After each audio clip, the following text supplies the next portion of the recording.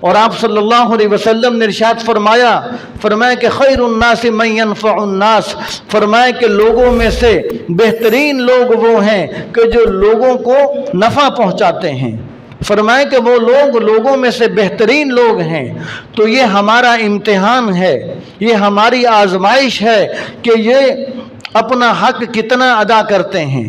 یہ ان کے ذمے جو ہم نے فرض قرار دے رکھا ہے، ان کے ذمے جو ہم نے لازم قرار دے دیا کہ اپنے مسلمانوں کے دکھ درد کے اندر شریک بنو، یہ اس کے اندر کتنا حق ادا کرتے ہیں۔ مسلمانوں کی مثال تو آپ صلی اللہ علیہ وسلم نے بیان فرمایا کہ مسلمانوں کی مثال تو ایک جسم کی مانند ہے۔ فرمایا کہ اگر جسم کے کسی ایک حصے کے اندر کانٹا چبھتا ہے تو پورا جسم اس کی تکلیف کو محسوس کرتا ہے۔ جب ایک حصے کے اندر کانٹا چبھے تو پورا جسم اس تکلیف کو محسوس کرتا ہے۔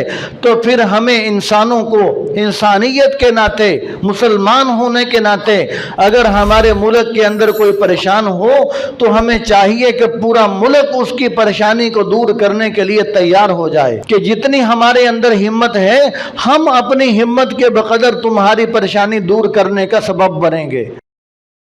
يا أيها الذين آمنوا اتقوا الله وكونوا مع الصادقين